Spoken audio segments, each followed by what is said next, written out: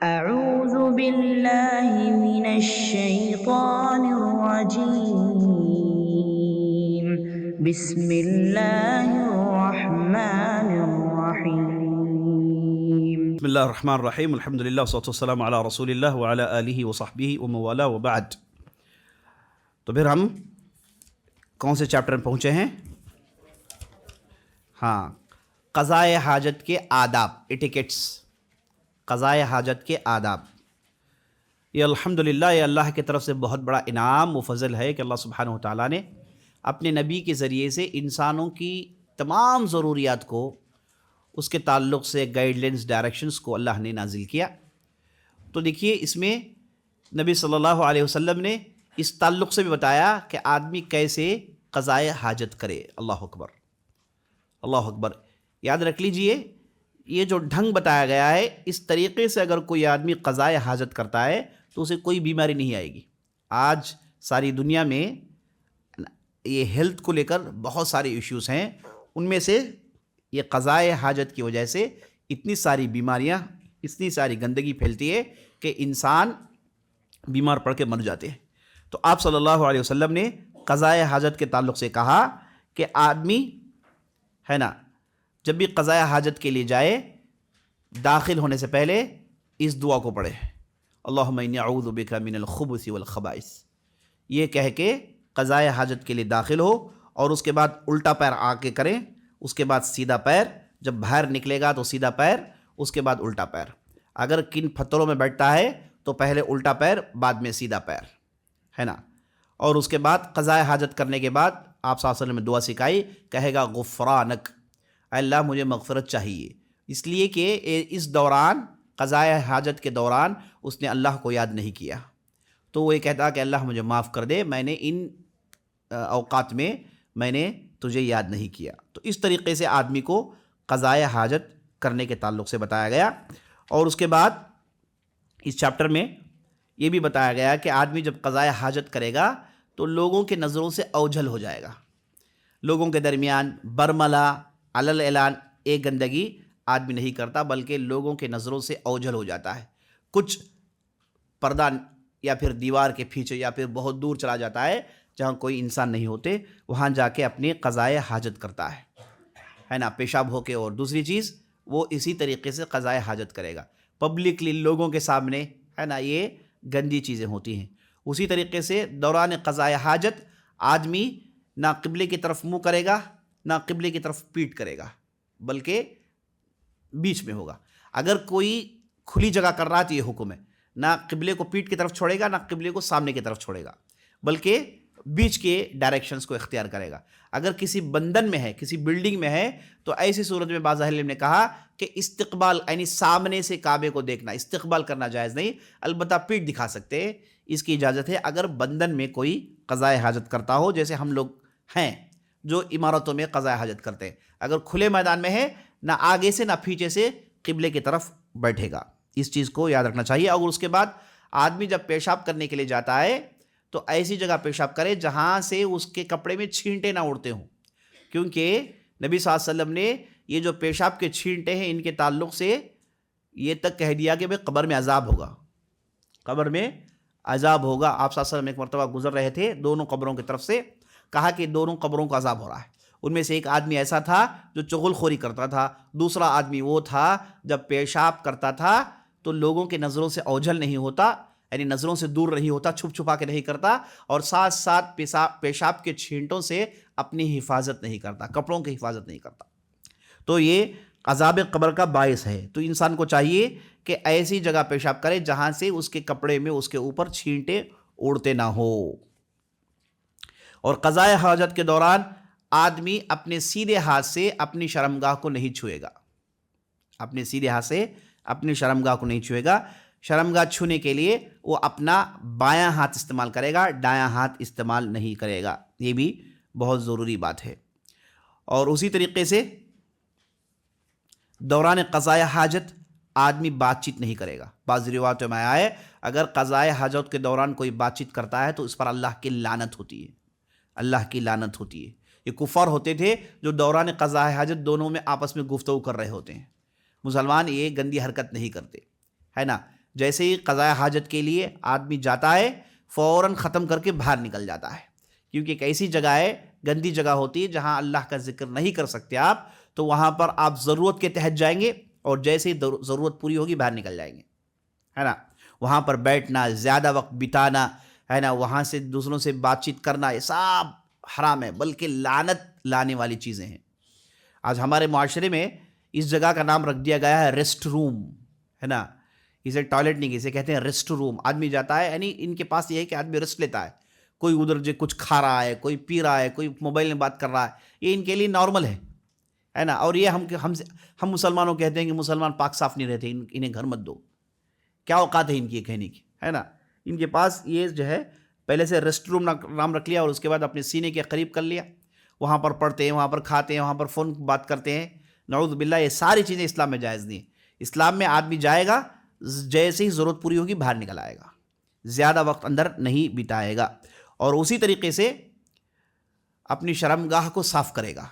گندگی ہونے کے بعد پانی کے ذریعے سے شرمگاہ کی جو ہے پاک صاف کرے گا. اسی کو کہتے ہیں استنجا، ہے نا. شرمگاہوں کو قضاء حاجت کے بعد دھونا، اسی کو استنجا کہتے ہیں. اور آج کل گاؤں میں اور اس زمانے میں جہاں پانی نہیں ہوتا، آج کل بہت سارے ملکوں میں بھی ہے، وہاں پر وہ ہے نا پتھر استعمال کرتے تھے گندگی کو صاف کرنے کے لیے، ہے نا. پتھر استعمال کرتے تھے. اس کو استجمار کہتے ہیں. پانی استعمال کر کے صاف کرنا استنجا، اور پتھروں کو استعمال کرنا اسے کہتے ہیں استجمار. تو پاک پتھر استعمال کیے جا سکتے ہیں، ٹیشوز استعمال کیے جا سکتے ہیں. جو کچھ بھی گندگی کو صاف کرے ان چیزوں کو استعمال کر سکتے ہیں پانی کے علاوہ. اگر پانی کوئی استعمال کرتا ہے تو سب سے بہتر ہے. اللہ سبحانہ و تعالیٰ نے، ہے نا، اہل قبا والوں کی تعریف کی. ان سے پوچھا گیا کہ آپ کی تعریف کیوں آئی؟ تو انہوں نے کہا کہ ہم لوگ قضاء حاجت کے دوران پتھر استعمال کرتے ہیں اور اس کے بعد پھر پانی استعمال کرتے ہیں. یعنی زیادہ پاکیزگی ان کے یہاں ہونے کی وجہ سے اللہ سبحانہ و تعالیٰ نے انہیں اہل المطہرون کے نام سے اللہ نے قرآن میں یاد کیا. تو معلوم ہوا کہ پتھروں کے ذریعے سے، دوسرے ذریعے سے بھی شرمگاہوں کو صاف کیا جا سکتا ہے نا. ڈھیلوں کے ذریعے سے، اگر کسی میدان میں آپ کے پاس پانی نہیں تو آپ ڈھیلے استعمال کریں گے. اب یہ جو ڈھیلے ہوتے ہیں، اس تعلق سے یہ جان لیجئے گا کہ یہ پاک صاف پتھر ہوں، یہ ہڈیاں نہ ہوں. یہ کیا نہ ہو؟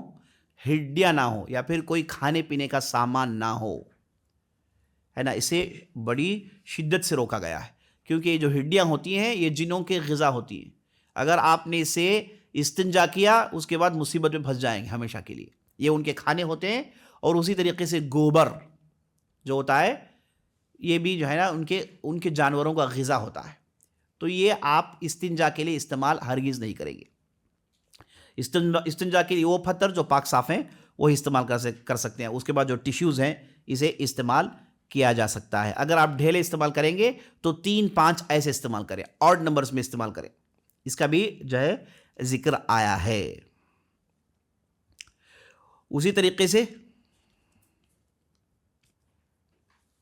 یہ بھی آپ جان لیجئے گا کہ آپ یہ جو پاکیزگی اختیار کرتے ہیں، استنجا اور استجمار جو کرتے ہیں، یہ کرنے کے بعد وضو کرنا شرط نہیں ہے. بعض لوگ یہ سمجھتے ہیں کہ ہر بار جب بھی قضاء حاجت کرے ہمیں وضو کرنا چاہیے. نہیں، اگر آپ عبادت کرنا چاہتے ہیں تو ایسی صورت میں وضو کریں گے، ورنہ قضاء حاجت سے صاف ہونا اور وضو سے کوئی ریلیشن نہیں ہے. وضو کا ریلیشن نماز سے ہے.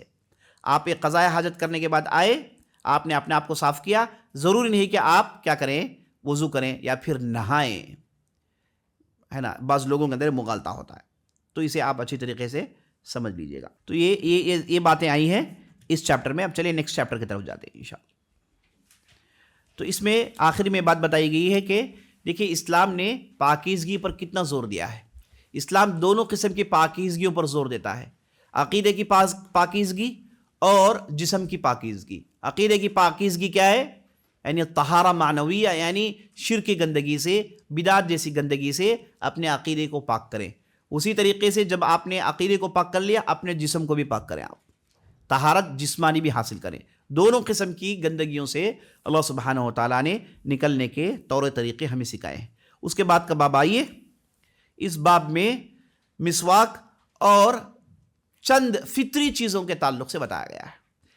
پہلے مسواک کو لے لیجیے آپ، اللہ اکبر۔ مسواک کے بارے میں کہا گیا السواک مطہرۃ للفم مرضات للرب، یہ جو مسواک ہوتا ہے یہ منہ کو پاک کرتا ہے اور اللہ کو خوش کرتا ہے۔ مسواک کرنے سے اللہ سبحانہ وتعالی راضی ہوتا ہے اور منہ صاف ہوتا ہے۔ آپ صلی اللہ علیہ وسلم نے مسواک کو اپنے ساتھ رکھا اور ہمیشہ استعمال کرتے تھے، اور یہ جو مسواک کا استعمال کرنا ہے یہ مندوب ہے، یہ مندوب ہے، اور بعض حالتوں میں اسے استعمال کرنا مندوب ہے، لیکن بعض مندوب ایسے ہیں جنہیں آپ صلی اللہ علیہ وسلم نے ہمیشہ کیا، انہیں سنت مؤکدہ کہتے ہیں، سنت مؤکدہ کہتے ہیں۔ جیسے فجر کی سنت ہو گئی اور وتر کی نماز ہو گئی، یہ جو مسواک کا استعمال کرنا ہے یہ ہے مندوب، لیکن اس میں تاکید ہے، آپ صلی اللہ علیہ وسلم نے اسے ہمیشہ کیا ہے۔ فرض کے درجے کو تو نہیں پہنچے، واجب کے درجے کو نہیں پہنچے، وہ درجہ ان کا مندوب کا ہی ہے، لیکن آپ صلی اللہ علیہ وسلم نے جب اسے ریگولر کیا ہے تو ہم اور آپ کو چاہیے کہ ہم بھی اسے ریگولر اختیار کریں، ہے کہ نہیں؟ تو یہ جو مسواک ہے یہ بعض حالتوں میں سنت مؤکدہ ہو جاتا ہے۔ کب؟ نماز پڑھنے سے پہلے، نماز پڑھنے سے پہلے، قرآن پڑھنے سے پہلے، سو کے اٹھنے کے بعد، یہ ایسی حالات ہیں جہاں پر مسواک کرنا سنت مؤکدہ ہو جاتا ہے، خاص طور پر نماز سے پہلے۔ اس تعلق سے حدیث بھی آئی ہے، آپ صلی اللہ علیہ وسلم نے ارشاد فرمایا لولا نشق علی امتی لامرتهم بالسواک عند کل صلاۃ، اگر میری امت پر مشقت ڈالنے کا مجھے ڈر نہ ہوتا تو میں ہر نماز سے پہلے کہتا کہ سواک کرو، مسواک کرو۔ مسواک کرنے کا طریقہ کیا ہے؟ مسواک آپ الٹے ہاتھ میں پکڑیں گے، سیدھے ہاتھ میں نہیں، اور آپ سیدھے حصے سے شروع کریے، الٹے حصے تک لے جائیے، اس طریقے سے نیچے اوپر، ہے نا؟ یہ ہے مسواک کرنے کا طریقہ۔ اسے مسواک اگر کوئی آدمی ریگولر استعمال کرتا ہے تو اسے زیادہ استعمال کریں، ہے نا؟ جب بھی ایک آدمی کی حالت بدلتی ہے، منہ کی حالت بدلتی ہے، آپ صلی اللہ علیہ وسلم مسواک کرتے تھے۔ آپ صلی اللہ علیہ وسلم پاس ہمیشہ مسواک ہوتا تھا۔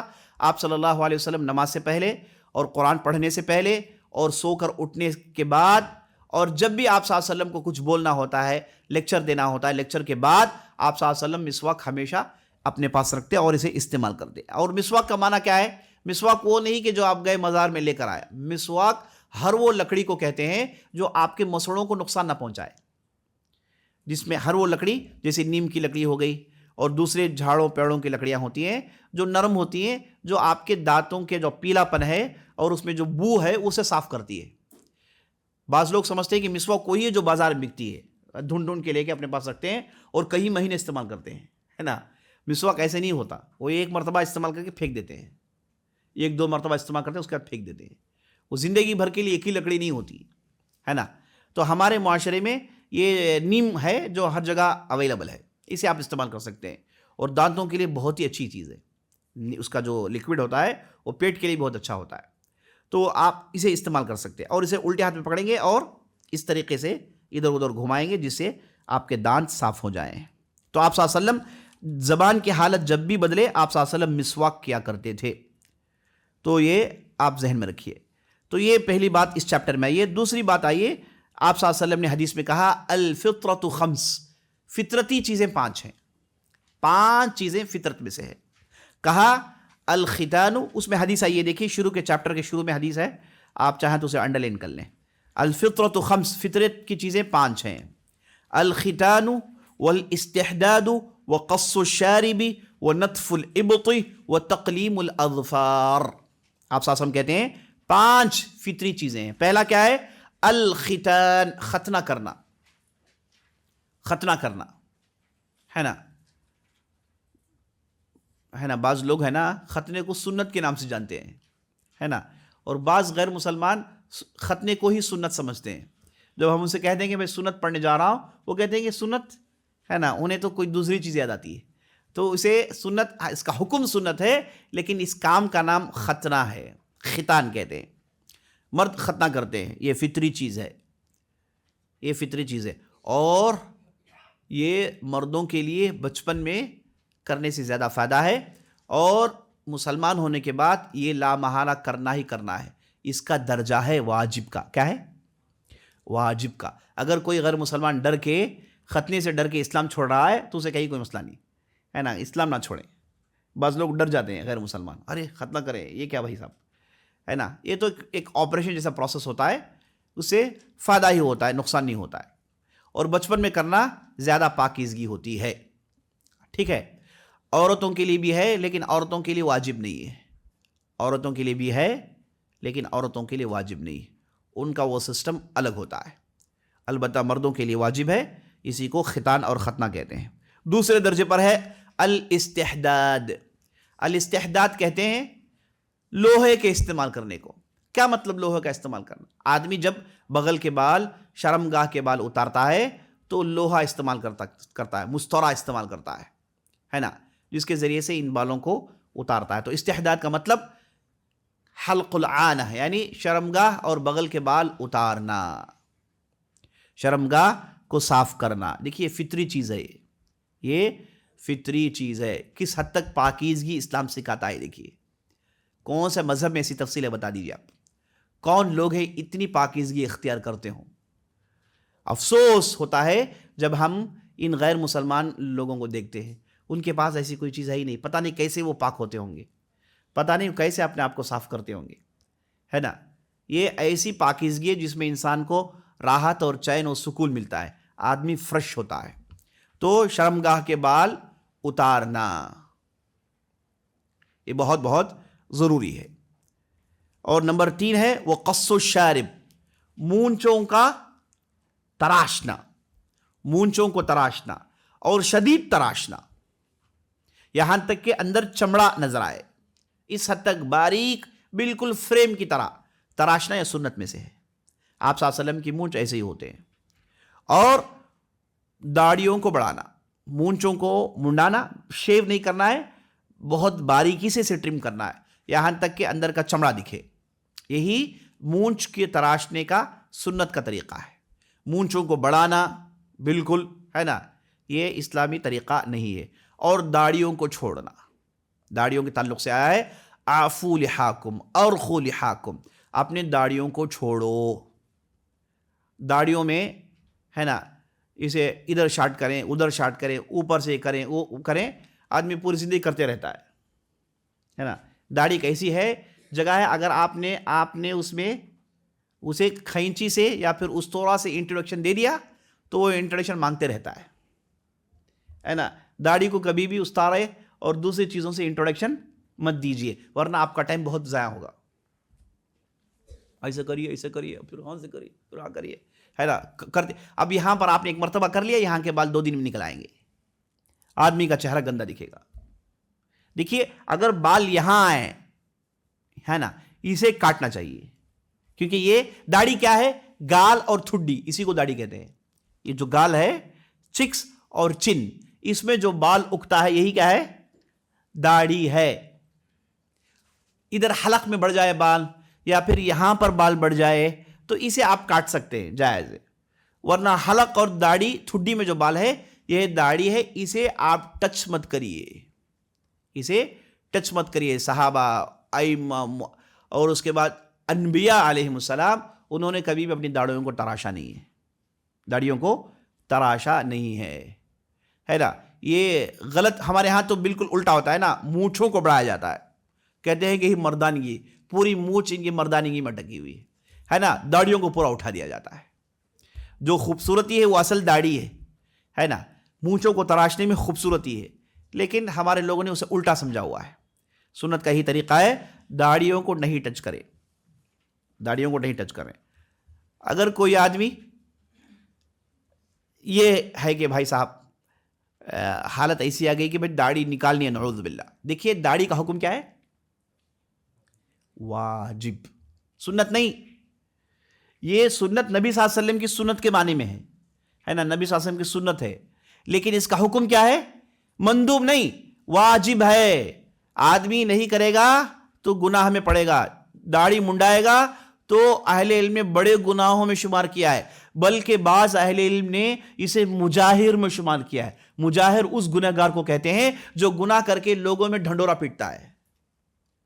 کل امتی معافی الا المجاہرون، ایک حدیث میں آیا ہے، میری امت کے لوگوں کو اللہ معاف کرے گا سوائے مجاہر کے. مجاہر وہ آدمی جو گناہ کر کے ڈھنڈورا پیٹتا ہے.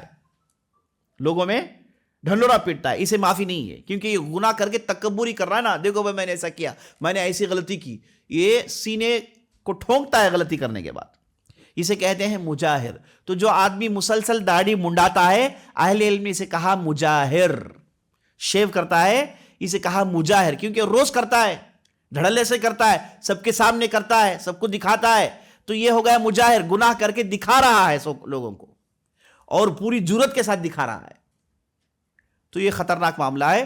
اگر معاملہ داڑھی منڈانے کا آ گیا تو ایسی صورت میں کہیں گے بھائی منڈائیے مت، اگر آپ چاہیں تو شارٹ کر لیجئے، منڈانا نہیں ہے، بڑے گناہ میں شارٹ کرنا ہے۔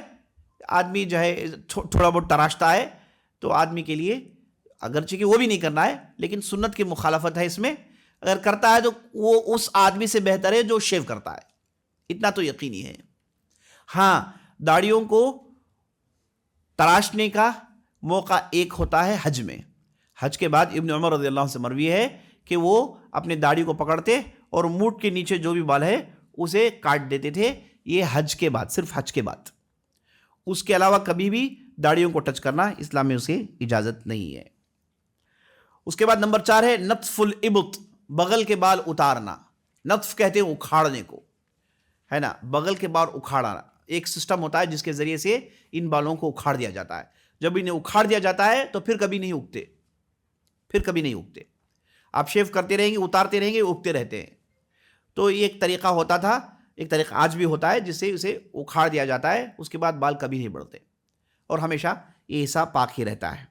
وہ تقلیم الاظافر، تقلیم الاظافر کہتے ہیں ناخنوں کو تراشنا۔ تو یہ 5 چیزیں فطرت میں سے، ختنہ، شرمگال کے بال صاف کرنا، اور مونچھوں کو تراشنا، بغل کے بال اکھاڑنا، اور اس کے بعد ناخنوں کو تراشنا، یہ فطرت میں سے ہے، اور اسلام فطرتی مذہب ہے، فطرتی دین ہے، تو ہم کو ان چیزوں پر کسی بھی حالت میں عمل کرنا چاہیے۔ تو اس باب میں اسی کے تعلق سے تفصیل بیان کی گئی ہے۔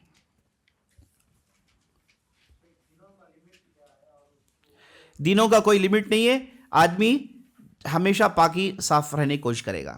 40 دن کا لمٹ جو بتایا جاتا ہے، ضروری نہیں اس سے پہلے آدمی صاف کر سکتا ہے نا۔ یہ وہ باتیں ہیں، اگر آدمی نہیں کرے گا تو اسے بے قراری ہوتی ہے۔ کسی کے بال بڑھ گئے، ناخن کے بال بڑھ گئے، ناخن بڑھ گیا، بال بڑھ گئے، تو اسے تو بے قراری ہوتی ہے، تو اسے چاہیے کہ فوراً یہ کر کے راحت اختیار کر لے۔ اس کے بعد چلیے نیکسٹ باب، اس کے بعد کا باب ہے وضو کے احکامات، وضو کے شروط، وضو کے کنڈیشنز۔ آپ دیکھیں گے تو اس میں لسٹ آؤٹ کیا گیا ہے کیا کیا کنڈیشنز ہیں وضو کرنے کے لیے۔ پہلا کنڈیشن ہے کہ آدمی مسلمان ہو، کافر سے وضو نہیں ہوتا، آدمی عقل والا ہو، پاگل سے وضو نہیں ہوتا، آدمی اتنا چھوٹا بچہ نہ ہو، سمجھدار ہو، تب جا کے اسے وضو ہوتا ہے، چھوٹے بچے کا وضو نہیں ہوتا ہے۔ دیکھیے، کافر کا وضو نہیں ہوتا، پاگل کا وضو نہیں ہوتا، چھوٹے بچے کا وضو نہیں ہوتا۔ جب یہ کہہ دیا گیا وضو نہیں ہوتا، اگر یہ آپ کے ساتھ صف میں کھڑے ہو جائیں تو ان کی نماز کا کیا حکم؟ یہ ایک آدمی آپ کے بغل میں کھڑا ہوا ہے، اس کی نماز ہی نہیں ہے، ہو رہی ہے، تو مانا یہ کہ آپ کے ہاں گیپ ہے،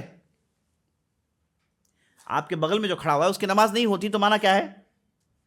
اس کا ہونا نہ ہونا ایک ہے، گیپ ہے، سمجھے بات؟ تو اس لیے یہ کنڈیشنز بتائے جاتے ہیں۔ تو آپ کافر کے ساتھ صف نہیں بنا سکتے، پاگل کے ساتھ صف نہیں بنا سکتے، چھوٹا بچہ ہے، شیرخر بچہ ہے، جو ہے ابھی عقل نہیں آئی ہے، ابھی ہوشیاری نہیں آئی ہے، وہ بچہ ہے، اس کے ساتھ آپ صف نہیں بنا سکتے۔ تو ان لوگوں کو کہاں رکھیں گے؟ صف کے آخری حصے میں رکھیں گے۔ بچہ جو ہے ہوشیار ہے، بچہ عام طور پر 6-7 سال میں ہوشیار ہو جاتا ہے، تو اس کے ساتھ آپ صف بنا سکتے ہیں۔ اس سے بھی اگر چھوٹا بچہ ہے یا پھر پاگل آدمی ہے تو وہ اس کے ساتھ صف نہیں ہوتا، اسے صف کے آخری میں کھڑا کرنا چاہیے۔ اسی لیے کنڈیشنز بتائے، کیونکہ وضو ہی ہوتا نہیں، جب وضو نہیں ہوتا تو پھر نماز کہاں سے ہو جائے گی، ہے نا۔ اس کے بعد چوتھا کنڈیشن ہے نیت کریں، اور 5واں کنڈیشن ہے کہ پانی طہور ہو، اور 6واں کنڈیشن یہ ہے کہ پانی حلال ہو۔ یہ کیا مطلب پانی حلال ہو؟ چرایا ہوا پانی نہ ہو، لوٹا ہوا پانی نہ ہو، ہے نا۔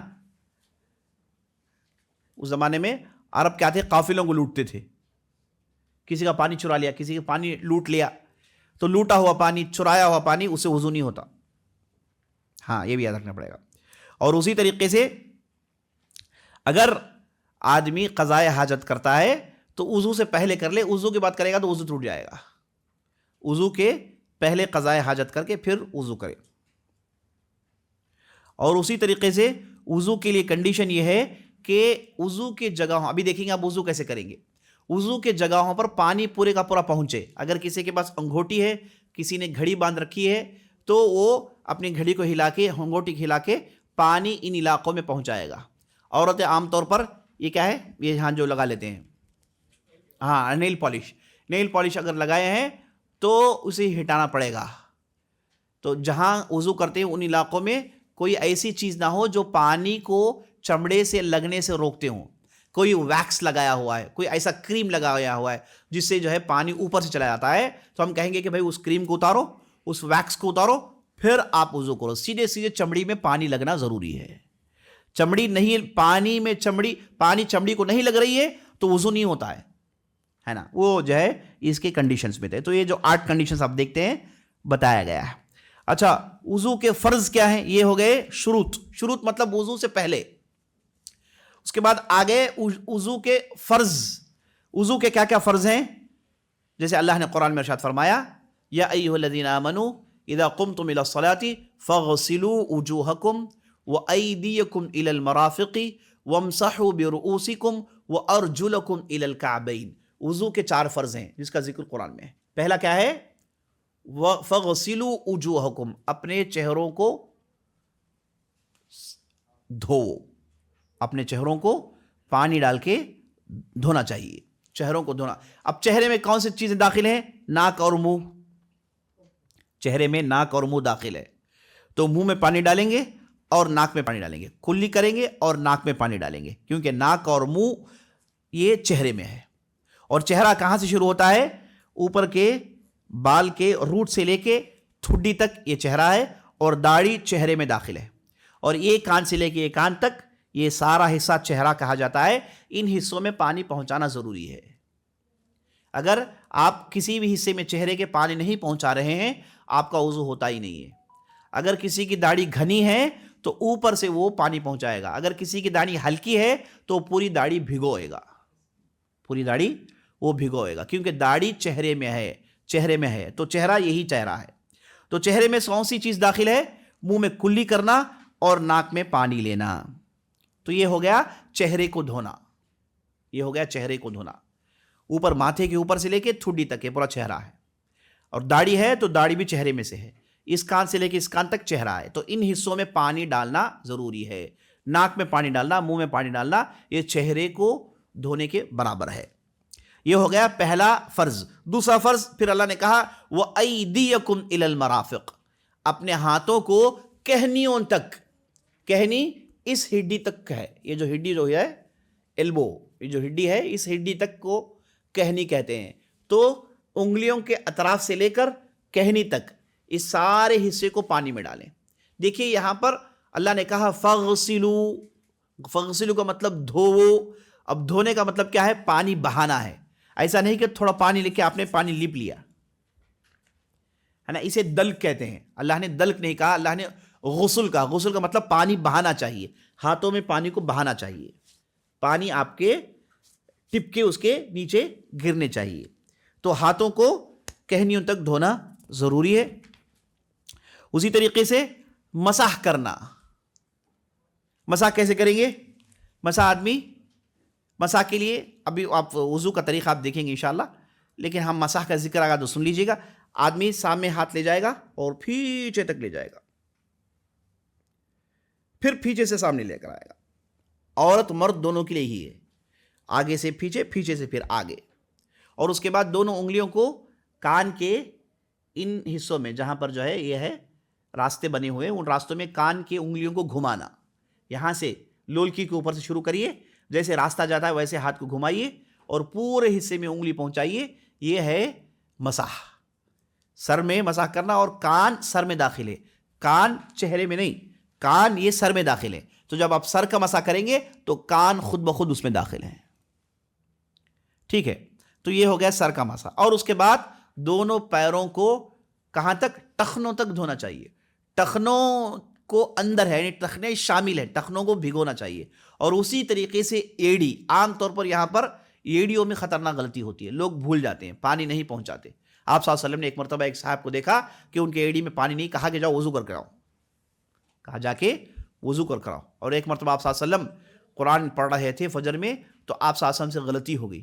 نماز کے بعد آپ صلی اللہ علیہ وسلم پلٹے اور ڈانٹا، کہا کہ تم میں سے بعض لوگ وضو ٹھیک سے نہیں کرتے اور آ جاتے ہیں اور ان کا بوجھ امام پر پڑتا ہے. وضو ٹھیک سے نہیں کریں گے تو امام کو دقت ہو جاتی ہے، آپ صلی اللہ علیہ وسلم نے کہا ہے. تو اس لیے ٹھیک سے وضو کر کے آنا چاہیے. یہ ٹخنا اور یہ جو ایڑی ہے یہاں پر پانی عام طور پر لوگ نہیں پہنچاتے ہیں. اور پیر کی بات جب آئی تو انگلیوں کے درمیان جو ہے اسے تخلیل کہتے ہیں، تخلیل الاصابع. ہاتھ کی انگلیاں ہو گئے اور پیر کی انگلیاں ہو گئی، یہ سنت میں شامل ہے.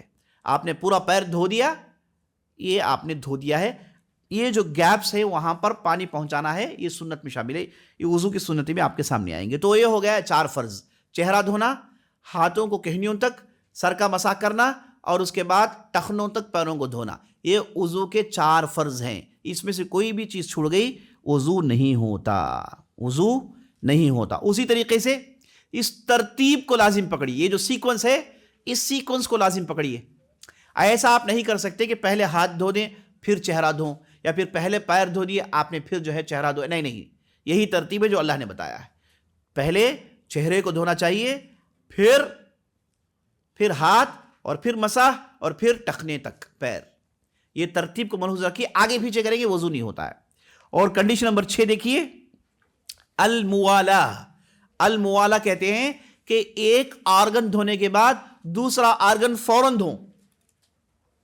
آپ نے چہرہ دھو دیا، اس کے بعد باتوں میں لگ گئے، موبائل لگایا، بات کیے، اور پھر آ کے ہاتھ مت دھوئیے، پھر آ کے شروع سے کریے، ہے نا. یہ غیر ضروری گیپ دینا جائز نہیں ہے. اور بعض اہل علم نے بھی کہا کہ اگر آپ نے چہرہ دھویا اور اس کے بعد کوئی دوسرے کام میں لگ گئے اور واپس آئے، ہاتھ دھوئیں گے کہ چہرہ دھوئیں گے؟ کہا کہ اگر چہرے میں آپ کے پانی باقی ہے تو آپ اس کے بعد ہاتھ دھو سکتے ہیں. آپ میں چہرے کا پانی سوکھ گیا، آپ نے یا پھر پوچھ دیا، تو پھر آپ کو وضو شروع سے کرنا پڑے گا. یہی کنڈیشن نمبر 6 ہے، اسی کو الموالا کہتے ہیں. سیکوینس کے بعد ایک فوراً کرنا چاہیے، غیر ضروری گیپ دینا جائز نہیں ہے. اگر گیپ پیدا ہو جائے اور اس سے پہلے والے کا وضو وہ گیلا جو تھا سوکھ گیا، تو ایسی صورت میں شروع سے آپ کو وضو کرنا پڑے گا. یہ ہو گیا وضو کے فرض. وضو کے 6 فرض ہو گئے نا، 4 چیزیں دھونے کی، اور اس کے بعد ترتیب ایک کے بعد ایک، اور اس کے بعد موالا یعنی ایک کے بعد فوراً دوسرا دھوئیں، گیپ نہ چھوڑیں. اچھا، ترتیب اسی آیت سے معلوم ہوتا ہے کہ ترتیب واجب ہے. کیسے معلوم ہوا؟ دیکھیے، اللہ نے کہا پہلے چہرہ دھوئیے، پھر ہاتھ دھوئیے، پھر اللہ نے کہا مسح کریے، اور اس کے بعد پھر اللہ نے کہا پیر دھوئیے. تو دھونے کی چیزوں کے درمیان اللہ نے مسح کو ڈال دیا. ہاتھوں کو دھونا ہے، پیروں کو دھونا ہے. اگر ترتیب رکھا جاتا تو چہرے کو دھوئیے، پیروں کو دھوئیے، ہاتھوں کو دھوئیے، پیروں کو دھوئیے، پھر مسح کریے، ایسا ہونا چاہیے. لیکن اللہ نے ایسا نہیں کیا. اللہ نے کیا کیا؟ پہلے ہاتھوں کے دھونے کا ذکر کیا، پھر مسح کا ذکر ہوا، پھر پیروں کو دھونے کا ذکر ہوا. تو اس سے معلوم ہوا کہ اللہ سبحانہ و تعالیٰ یہاں پر ترتیب واجب قرار دیتا ہے. اور یہ جو وضو ہے نہ کہ صرف ہماری اس امت میں، اس سے پہلے جو بھی انبیاء ہے سبوں نے ایسے ہی وضو کیا ہے. وضو کا یہی طریقہ تھا، وضو ہمیشہ ایسا ہی رہا ہے. تو یہ جو اللہ نے ہاتھ دھونے اور پیر دھونے کے درمیان مسح کو ڈال دیا، تو معلوم ہوا کہ اللہ سبحانہ و تعالیٰ ترتیب واجب قرار دیتا ہے. سبحان اللہ. اور اس کے بعد اسی ترتیب سے معلوم ہو گیا کہ ایک حصے کے بعد دوسرا حصہ دھویا جائے. اللہ نے کہا فَغْسِلُوا، یہ فا کے ذریعے سے اہل علم نے کہا کہ ایک حصے کے بعد دوسرا حصہ فوراً دھونا چاہیے. فا للترتیب عربی زبان کے اعتبار سے. جیسے ہی اب چلیے دیکھتے ہیں کہ وضو کی سنتیں کیا ہے. اس کے بعد ہم دیکھیں وضو کیسے کریں گے. وضو کی سنتوں میں اس چیپٹر کے آخری صفحے میں آ جائیے. اس میں دیکھیے پہلی سنت کیا ہے؟ مسواک کرنا. یہ وضو کا سنت ہے. آپ نے یہ جو سنا واجب، 6 واجب آپ نے سن لیے، اس کے بغیر وضو نہیں ہوتا. اب آپ سن رہے ہیں سنت. یہ سنت آپ کریں گے تو ایکسٹرا ثواب ملے گا، چھوڑیں گے تو کوئی حرج نہیں. اس میں سب سے پہلے کیا ہے؟ مسواک. ہم نے بتا دیا مسواک سنت مؤکدہ میں داخل ہے. نمبر دو ہاتھوں کا دھونا، یہ سنت ہے. پانی لے کر آپ ہاتھ جو دھوتے ہیں یہ کیا ہے؟ سنت ہے، کیونکہ آپ اسی ہاتھ سے منہ میں پانی ڈالیں گے، ہاتھ گندا ہوگا تو کیسے ہوگا؟ ان ہاتھوں کو دھونا ہے سنت میں سے۔ البتہ فجر کی نماز میں جب آپ اٹھتے ہیں تو ایسے موقع پر ہاتھ کا دھونا واجب ہو جاتا ہے۔ ہاتھ کیونکہ حکم آیا حدیث میں کہ فَإِنَّ أَحَدَكُمْ لَا يَدْرِي أَيْنَ بَاتَتْ يَدُهُ، رات میں ہاتھ نے کہاں گزارے نہیں معلوم ہے، اس لیے صبح اٹھنے کے ساتھ ساتھ پہلے پانی ڈالنے سے پہلے ہاتھ کا دھونا وہاں پر واجب ہے، ورنہ عموماً جب بھی آپ وضو کریں گے ہاتھوں کا دھونا کیا ہے؟ سنت میں سے ہے، چھوٹ جائے تو کوئی حرج نہیں۔ اسی طریقے سے یہ کلی کرنا، ناک میں پانی ڈالنا، اس کے بعد چہرہ دھونا، یہ سنت ہے۔ اگر آپ چہرہ دھونے کے بعد منہ میں اور ناک میں پانی ڈالتے ہیں جائز ہے۔ چہرہ دھونے کے بعد منہ میں ناک میں آپ پانی ڈالتے ہیں جائز ہے، کیونکہ سب کچھ چہرے میں داخل ہے۔ یہ کلی کرنا، ناک میں پانی ڈالنا قرآن میں ذکر نہیں ہے، لیکن قرآن نے چہرے دھونے کا حکم دیا، تو یہ دو چونکہ چہرے میں داخل ہیں تو اسے بھی دھونا چاہیے۔ تو آپ چہرہ دھو کے بعد میں کلی اور ناک میں پانی ڈالتے ہیں تو بھی جائز ہے، یہ سنت ہے۔ پہلے کلی اور پھر ناک میں پانی اور پھر چہرہ دھونا، یہ جو ترتیب آپ فالو کرتے ہیں یہ سنت ہے۔ اس میں آگے پیچھے ان میں ہو سکتا ہے، کلی ناک میں پانی ڈالیں چہرہ دھوئے، اس میں آگے پیچھے ہو سکتا ہے، کوئی حرج نہیں۔ اسی طریقے سے سنت میں پانی ناک میں ڈالنے میں مبالغہ کرنا ہے نا، منہ میں پانی ڈالنے میں مبالغہ کرنا، یعنی زیادہ پورے حصے میں پانی منہ کے اندر گھمانا، یہ سنت میں سے ہے نا۔ اور اسی طریقے سے ناک میں پانی یہاں تک ڈالیں، اوپر کے حصے تک، یہ بھی جو ہے سنت میں شامل ہے۔ ناک میں پانی کھینچ کے اوپر تک جائے پھر باہر نکالیں، یہ بھی سنت میں شامل ہے۔ اسی طریقے سے داڑھی میں انگلی ڈال کر دھونا، یہ بھی سنت میں ہے، اور سیدھے ہاتھ سے دھونا یہ بھی سنت میں ہے۔ اور اس کے بعد 1 سے لے کے 3، کبھی 1 کبھی 2 کبھی 3 ہے نا، 1 کرنا واجب ہے، 2 3 کرنا ایکسٹرا جو کرتے ہیں یہ سنت میں۔ 3 سے زیادہ نہیں کریں گے آپ، انسان 3 سے زیادہ کرے گا تو پھر جائز نہیں ہے۔ 3 سے زیادہ نہیں، میکسیمم 3 ہے، منیمم 1 ہے نا۔ ایک حصے کو آپ نے 1 مرتبہ دھویا، ایک حصے کو آپ نے 2 مرتبہ دھویا، ایک کو 3 مرتبہ دھویا، جائز ہے، جائز آگے پیچھے ہو سکتا ہے۔ یہ ساری باتیں سنت میں شامل ہیں۔ تو آپ نے وضو کے شروط دیکھ لیے، وضو کے واجبات دیکھ لیے، آپ نے وضو کی سنتیں دیکھ لی۔ اب چلیے وضو کا طریقہ دیکھتے ہیں، اس میں کوئی شک ہے تو پوچھ لیجئے گا۔ وضو کے جو ہے فرض کے وضو کے شروط آپ نے دیکھا پہلے صفحے میں، ہاں ابھی آئے گی بات، مسح کی بات آئے گی انشاءاللہ۔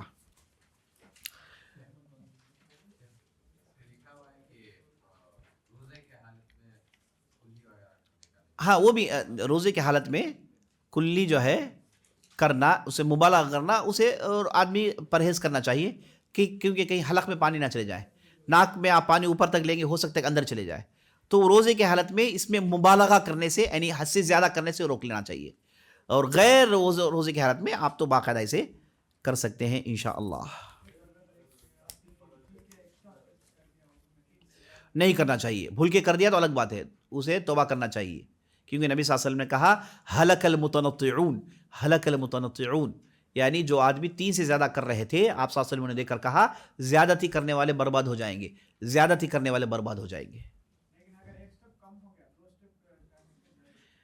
سٹپ مطلب ٹائمز، ہاں وہی بول رہا ہوں نا میں، آپ نے ایک ہی مرتبہ کیا، یا پھر 2 مرتبہ کیا، یا پھر 3 مرتبہ کیا، یا پھر بعض چیزوں کو آپ نے 1 مرتبہ دھویا، بعض کو 2 مرتبہ، بعض کو 3 مرتبہ، یہ سب جائز ہے، لیکن 1 اور 3 کے درمیان ہو جانا چاہیے، اس سے زیادہ جانا نہیں چاہیے، کیونکہ ایک حدیث میں آپ صلی اللہ علیہ وسلم نے کہا ایک شیطان ہے جس کا نام ہے ولہان، اس کا نام کیا ہے؟ ولہان، ہے نا۔ آپ اپنے بچوں کا نام مت رکھیے، اچھا ہے حضرت بولے اسلام بول، شیطان کا نام ہے، اور یہ شیطان صرف وضو کے دوران پریشان کرتا ہے، یہ وسوسے ڈالتا ہے۔ ہاں بعض لوگوں کا اس کا جو وسوسہ ہوتا ہے بہت ہی شدید ہوتا ہے، اور وہ ہے نا ایک پوری بکٹ وضو کر دیں گے پھر بھی اطمینان نہیں ہوگا انہیں، ہے نا۔ ایسے بھی میں نے لوگوں کو دیکھا ہے کہ وضو کے لیے میں بیٹھا ہوں اور اس کے بعد میں نماز کے لیے گیا ہوں، فرض نماز میں نے جماعت سے پڑھی، سنت پڑھ کے واپس آیا تو وہ آدمی وہیں بیٹھ کے پیر دھو رہا ہے، وہیں بیٹھ کے پیر دھو رہا ہے۔ ایک قسم کی بیماری ہے، وسوسے کی بیماری ہے، وہ یہ شیطان پروڈیوس کرتا ہے۔ بعض لوگ ان کا جب نفس کمزور ہوتا ہے ان کے ساتھ خطرناک کھیل کھیل جاتا ہے، تو اس لیے بڑی شدید کنڈیشن ہے کہ 1 سے 3 کے درمیان، 3 سے زیادہ نہیں. آپ صلی اللہ علیہ وسلم نے یہ کہہ کے ان بیماروں کو بچا لیا.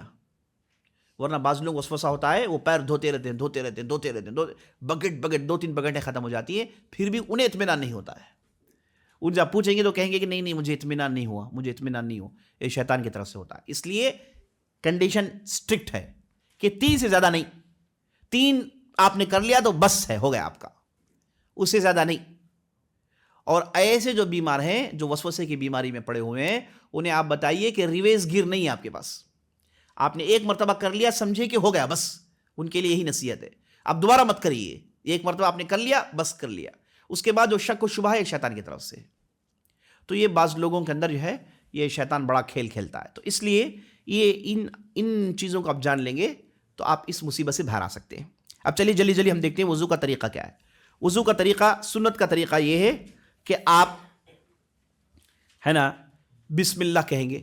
بسم اللہ کہہ کے اس کے بعد آپ اپنے دونوں ہتھیلیوں کو 3 مرتبہ دھوئیں گے. پھر 3 مرتبہ کلی، 3 مرتبہ ناک پہ پانی ڈالیں گے اور ناک سے پانی باہر نکالیں گے. اس کے بعد 3 مرتبہ چہرے کو دھوئیں گے، ہے نا، اور چہرہ جو کچھ بھی ہے اس میں پورا پانی پہنچانے کی کوشش کریں گے. اگر کسی کی داڑھی گہنی ہے تو آگے سے پورا پانی پہنچائیں. اگر کسی کی داڑھی ہلکی پھلکی ہے تو پوری داڑھی پانی میں ڈبوئیں. اور اس کے بعد دونوں ہاتھوں کو انگلیوں سے لے کے کہنیوں تک 3 مرتبہ دھوئیں. اور اس کے بعد آدمی یہ دیکھے گا کہ بھائی پانی جسم کے ہر حصے کو، جو بھی وضو کا حصہ ہے وہاں پر پانی پہنچا کہ نہیں پہنچا ہے. ہاتھ میں کہیں تیل تو نہیں لگا ہوا ہے، کہیں ویکس تو نہیں لگا ہوا ہے، کہیں دوسری چیزیں تو نہیں لگی ہوئی جس سے چمڑے میں پانی پہنچنے سے رکاوٹ پیدا ہو گئی ہے. یہ چیزوں کو کنفرم کرے گا. اور اس کے بعد سر کا مسح کرے گا. اور سر کا مسح میں نے بتایا کہ آگے سے پیچھے اور پیچھے سے آگے. اگر آگے سے پیچھے کسی نے کر لیا جائز ہے، یہ بھی جائز، یہ صورت بھی جائز ہے. آگے سے پیچھے پھر کانوں کو اس نے مسح کر لیا، جائز ہے. اگر آگے سے پیچھے پھر پیچھے سے آگے لا رہا، یہ بھی جائز ہے. دونوں صورتیں جائز ہیں. اور کانوں کو صاف کر رہا ہے نا. اور بعض لوگوں کو آپ دیکھیں گے، بعض لوگ وضو کے دوران ایسے کریں گے، ہے نا، صرف ماتھے کا مسح کریں گے، ہے نا. یہ ایکچولی قرآن کی آیت کے سمجھنے میں ان سے غلطی تو نہیں کہیں گے، ان کی سمجھ ہے. اللہ نے کہا وَامْسَحُوا بِرُؤُوسِكُمْ، اپنے سروں کا مسح کرو، اپنے سروں کا مسح کرو. تو یہاں پر جو بھی کہا گیا ہے اسے بعض اہل علم نے کہا کہ با للتبعیض، یعنی سر کے بعض حصوں کا بھی مسح ہو سکتا ہے، سر کے بعض حصوں کا بھی مسح ہو سکتا ہے. لیکن آپ صلی اللہ علیہ وسلم نے حدیث میں کلیئر کر دیا کہ جو اللہ نے مسح کا حکم دیا، نبی صلی اللہ علیہ وسلم نے حدیث میں مسح کر کے دکھایا. تو آپ صلی اللہ علیہ وسلم نے کبھی بھی سر کے کسی ایک حصے کا مسح نہیں کیا بلکہ پورے سر کا مسح کیا ہے. تو اسے آپ کو معلوم ہونا چاہیے کہ پورے سر کا مسح کرنا ہی سنت ہے. مسح کرنے کے بعد آدمی ٹخنے تک اپنے پیر دھوئے گا اور انگلیوں کے درمیان تخلیل کرے گا. یہ سنت میں شامل ہے. یہی وضو کرنے کا طریقہ ہے، یہی وضو کرنے کا طریقہ ہے. اب سوال یہ پیدا ہوتا ہے اگر کسی کے ہاتھ پیر کٹے ہوئے ہوں، جو بھی حصہ باقی ہے اسے دھونا چاہیے. جو بھی حصہ باقی ہے ان چیزوں کو دھونا چاہیے. جیسے آدمی وضو ختم کر لے گا، اپنی نظروں کو آسمان کی طرف کرے گا اور کہے گا اشہد ان لا الہ الا اللہ وان محمد رسول اللہ اللہم اجعلنی من التوابین واجعلنی من المطہرین. شہادت دے گا اور کہے گا کہ اللہ مجھے توبہ کرنے والوں میں سے کر دے اور مجھے پاک صاف رہنے والوں میں سے کر دے. یہ دعا ہے. یہ آدمی یہ دعا کہے، اسی سے اس کا وضو ہو جاتا ہے. تو یہ وضو کا سنت کا طریقہ ہے. لیکن جو سنت اس میں نے بیان کیا، اگر آپ نے اسے چھوڑ دیا تو بھی انسان کا وضو درست ہوتا ہے. لیکن وضو کے تعلق سے آپ صلی اللہ علیہ وسلم نے، آپ احادیث پڑھیں گے تو آپ صلی اللہ علیہ وسلم نے عام طور پر اسباغ الوضو کا لفظ استعمال کیا. بعض جگہ اللہ کے رسول نے توضؤ، وضو کرو کا حکم دیا. بعض جگہ اللہ کے رسول نے کہا اسباغ الوضو. جیسے اللہ کے رسول نے کہا کہ آدمی جب پریشانی شدت ہے اس دوران وضو کو پراپر کرتا ہے تو اس کے لیے جنت میں فلاں حصے کا ذکر آیا ہے. تو اسباغ الوضو سے مراد یہ جو میں نے آپ کو بتایا سنت اس میں شامل ہیں، فرض شامل ہیں، یہ ساری چیزوں کو جوڑیں گے تو اسی کو اسباغ الوضو کہا جاتا ہے. اسباغ الوضو یعنی وضو کو مکمل طور پر کرنا. تو مکمل جو وضو ہے یہ آپ نے سن لیا. اس میں سے آپ نے سنتوں کو نکال دیا تو یہ آپ کا واجب وضو ہو جاتا ہے جس سے آپ کی نماز صحیح ہوتی ہے. لیکن نبی صلی اللہ علیہ وسلم نے بعض حدیثوں میں اسباغ الوضو کا ذکر کیا اور وضو کو اچھا کرنے کا ذکر کیا، تو جب اچھا کرنے کی بات آتی ہے تو آپ کو سنتوں کے ساتھ شامل کر کے یہ ساری باتیں کرنی ہوتی ہیں۔ تو یہ ہو گیا وضو کا طریقہ۔ بعض روایتوں میں آپ صلی اللہ علیہ وسلم نے کہا، آپ صلی اللہ علیہ وسلم سے مروی کہ آپ صلی اللہ علیہ وسلم جو ہے نا وضو ہے نا، یہ ایک سا کے پانی کے برابر، ایک سا پانی، اس سے بھی تھوڑا کم، اس سے آپ صلی اللہ علیہ وسلم وضو کرتے تھے۔ ایک مرتبہ آپ صلی اللہ علیہ وسلم نے سعد بن ابی وقاص کو دیکھا کہ وہ پانی بہا رہے تھے، تو آپ صلی اللہ علیہ وسلم نے کہا کہ ہذا اسراف، یہ آپ تم اسراف کر رہے ہو۔ تو سعد بن ابی وقاص نے کہا یا رسول اللہ پانی میں اسراف؟ کہا کہ ہاں پانی میں بھی اسراف ہے، اگرچہ کہ تمہارے سامنے بہتی ہوئی ندی ہی کیوں نہ ہو، تمہارے سامنے بہتی ہوئی ندی کیوں نہ ہو، پانی کا اسراف جائز نہیں ہے۔ تو آپ صلی اللہ علیہ وسلم پانی کو بڑے مختصر انداز سے استعمال کرتے تھے، اور نہانے کے لیے کہا جاتا ہے کہ 4 سے 5 مد، یعنی یہ جو آپ کی چھوٹی بکیٹ ہے اس کا جو ہے سمجھیے کہ آدھا حصہ یا پھر اس کا 75%، اسے آپ صلی اللہ علیہ وسلم نہا لیا کرتے تھے۔ اور یہ جو سا ہے اس سے بھی تھوڑا کم، اس سے آپ صلی اللہ علیہ وسلم وضو کر لیا کرتے تھے۔ اللہ اکبر۔ تو پانی کا جو ہے مختصر استعمال کرنا یہ بہت بہت ضروری ہے، یہ سنت میں شامل ہے۔ اور پانی غیر ضروری استعمال کرنا، بہاتے رہنا پانی، یہ سنت کے خلاف ہے۔ آپ نے بہت ہی اچھا سوال کیا۔ بعض لوگ ہے نا گردن کا مسح کرتے ہیں، ایسا جو ہے پتہ نہیں یہ کہاں سے اسٹائل آ گیا، یہ تو سنت میں نہیں ہے۔ سنت میں نہ کہ اس تعلق سے نہ ضعیف نہ کمزور، کچھ بھی ہے ہی نہیں۔ پتہ نہیں کس نے شروع کر لیا ہے نا، یہ بدعتوں میں سے ہے بالکل، یہ اس کے لیے کہیں پر بھی اس کی گنجائش نہیں ہے۔ سوال یہ کر رہے ہیں کہ دوران وضو کیا بات چیت کر سکتے ہیں؟ بالکل کر سکتے ہیں، وضو کے دوران بات کرنا جائز ہے، کوئی مسئلہ نہیں انشاءاللہ۔ ہاں سوال یہ کر رہے ہیں کہ کیا واش روم میں ہم وضو کر سکتے ہیں؟ دیکھیے واش روم میں جہاں پر قضائے حاجت کیا جاتا ہے، جو کاسا ہے، وہاں پر وضو نہیں ہوگا۔ اس کے علاوہ جہاں دوسرا حصہ ہوتا ہے باتھ روم کا، وہاں پر وضو ہو سکتا ہے۔ وضو کی ترتیب میں نے بتایا، وضو کی ترتیب واجب ہے، میں نے وضو کے 6 واجبات بتائے: چہرے کا دھونا، ہاتھ کا دھونا، مسح کرنا، پیروں کو دھونا، ترتیب اور موالا۔ ترتیب مطلب سیکوینس، ایک کے بعد جو بتایا گیا ہے اسی سیکوینس سے کرنا ہے، آگے پیچھے نہیں کرنا ہے۔ اور اس کے بعد ایک آرگن کے بعد دوسرا آرگن فوراً کرنا ہے، یہی ہے موالا کا مطلب۔ یہ 6 ہیں وضو کے واجبات۔ جی اذان کے دوران وضو جائز ہے، کوئی مسئلہ نہیں انشاءاللہ۔ آپ اذان کا جواب دیتے رہیے، وضو کرتے رہیے، کوئی مسئلہ نہیں۔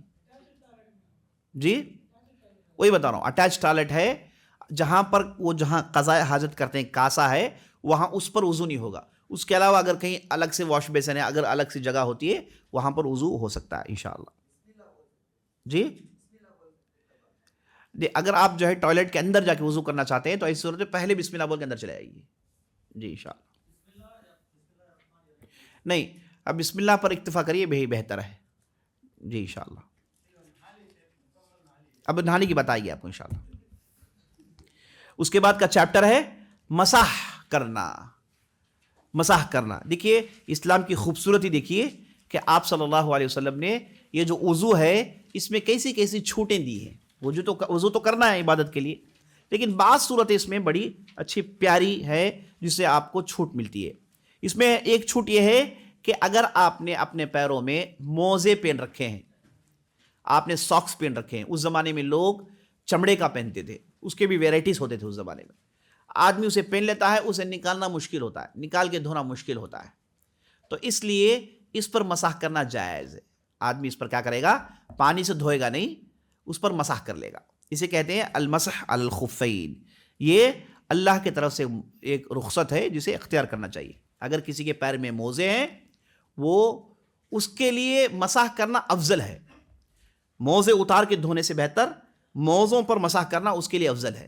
اتار کر کرے گا تو جائز ہے، کوئی مسئلہ نہیں، لیکن اس کے لیے افضل اور بہتر یہ ہے کہ وہ موزوں کے اوپر مسح کرے۔ اب موزے کیسے ہونے چاہیے وہ پوری تفصیل آپ کے سامنے اب آئے گی۔ اچھا، اس کی مدت کیا ہے؟ اس کی مدت یہ ہے، اگر آدمی سفر میں ہے تو 3 دن اور 3 رات۔ اگر آدمی سفر میں نہیں ہے، اپنے علاقے میں ہے، اپنی بستی میں ہے، تو 1 دن۔ اب کب دن شروع ہوگا؟ جب آدمی قضائے حاجت کے بعد پہلی مرتبہ جو مسح کرتا ہے وہاں سے 1 دن شمار ہوگا۔ مثال کے طور پر میں صبح 10 بجے نکلا، وضو کر کے میں نے ساکس پہن لیے، اس کے بعد میں چلا گیا آفس، اور آفس میں اسی حالت میں رہا، اور میں ظہر کے دوران میں گیا تھا قضائے حاجت کے لیے، اس کے بعد میں نے باہر نکلا اور اس کے بعد میں نے پہلا مسح کیا، تو میرا 24 آورس کہاں سے شروع ہوتا ہے؟ میں نے جب پہلا مسح کیا یہاں سے میرا 24 آورس شروع ہوتا ہے، تو دوسرے دن ظہر تک میرے پاس ٹائم ہے، تب تک میں کیا کر سکتا ہوں؟ اس موزوں پر، ان ساکسوں پر میں مسح کرتے جا سکتا ہوں۔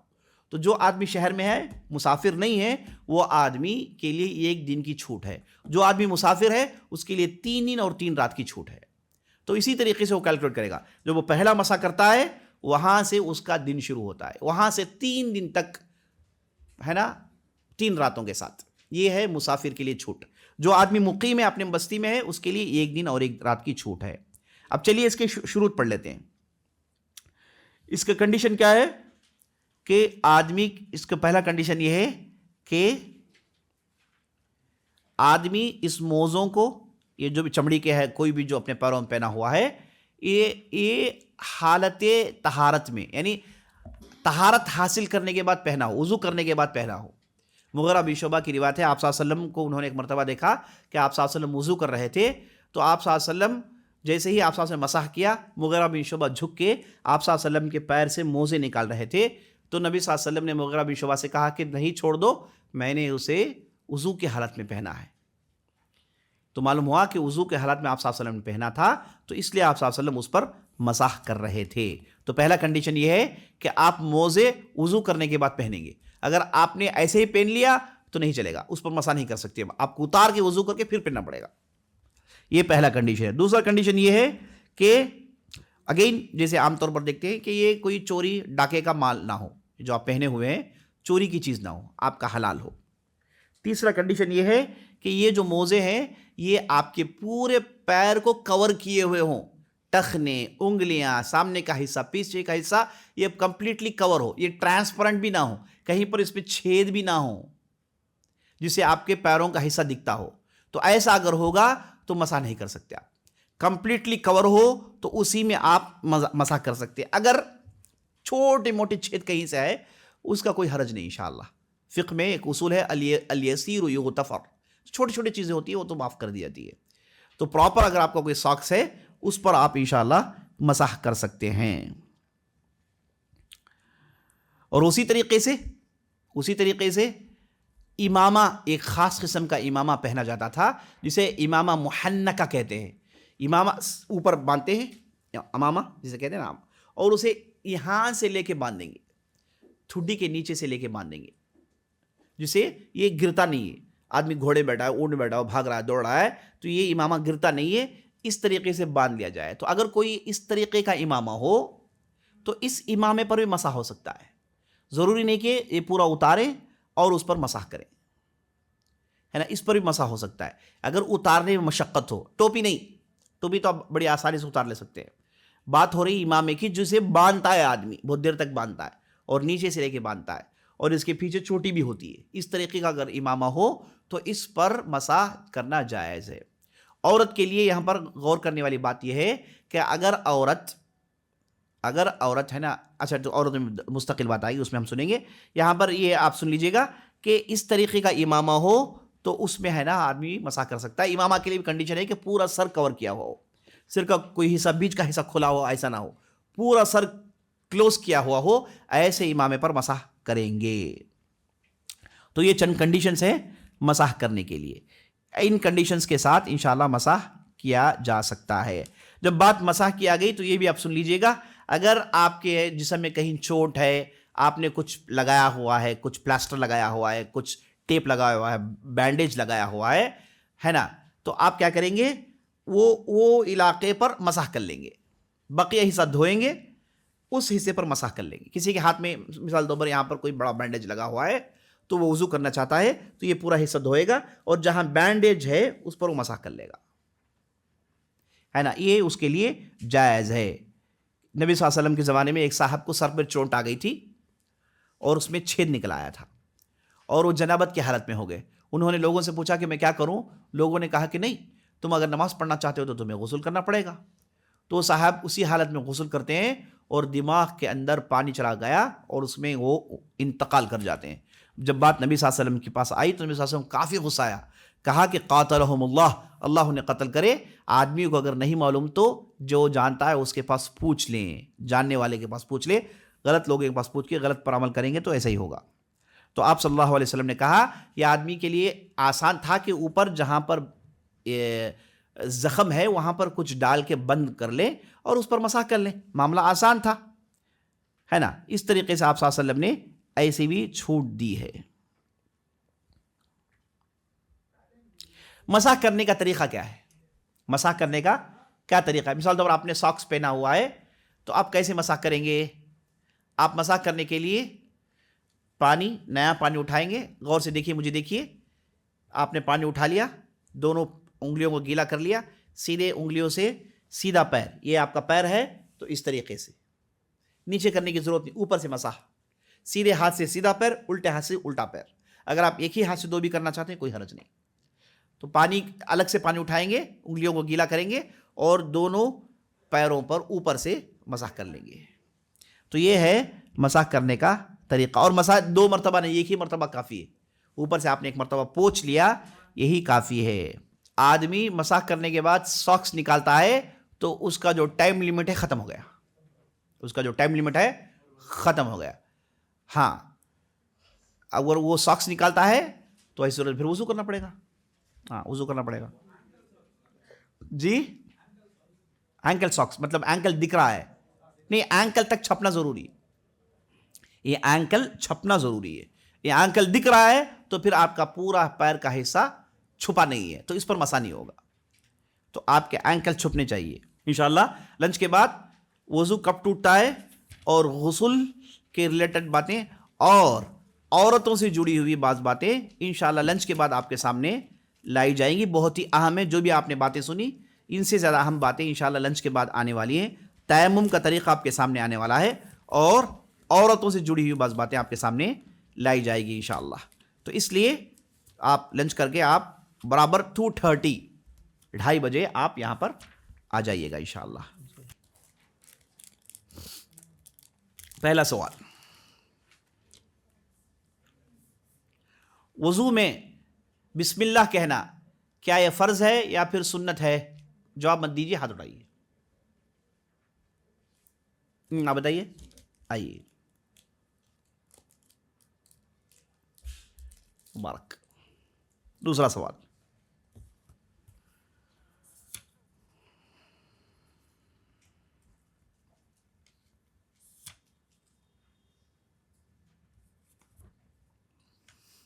وضو کے جو فرض ہیں، واجبات ہیں، انہیں ترتیب سے کون بتائے گا؟ ترتیب سے بتانا چاہیے، کون بتائے گا؟ آپ بتائیے۔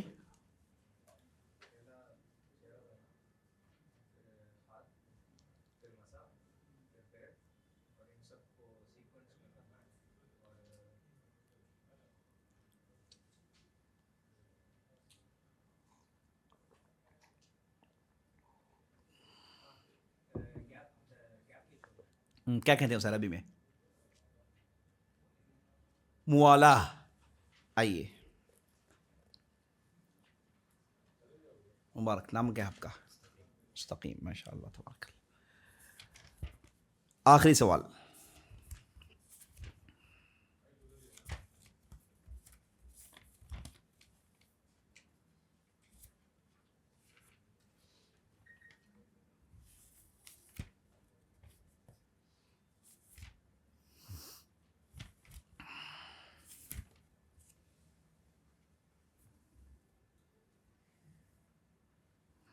آخری سوال، وضو کی سنتیں بتائیے پوری، کون بتائیے؟ آپ بتائیے۔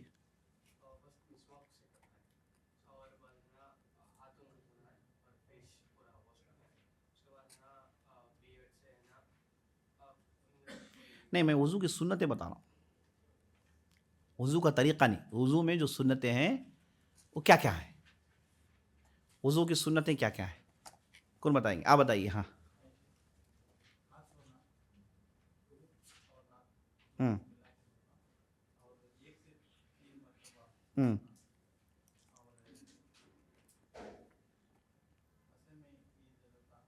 نہیں، کون بتائیں؟ ہاں ہاں بتائیے.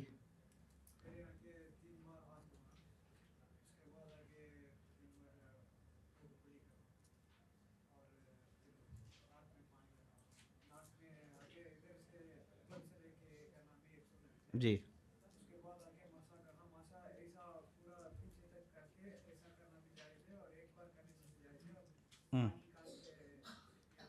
جی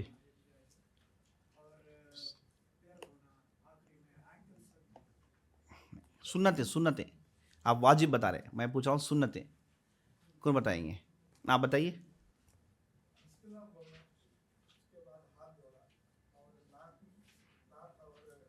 منہ میں پانی ڈالنا.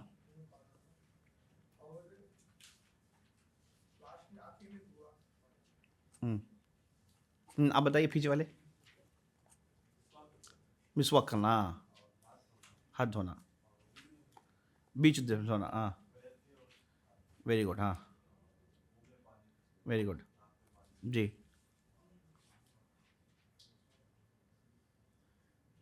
ایک مرتبہ. ہاں اور ہاں تخلیل کرنا. آئیے آپ انشاءاللہ آپ لے لیجیے.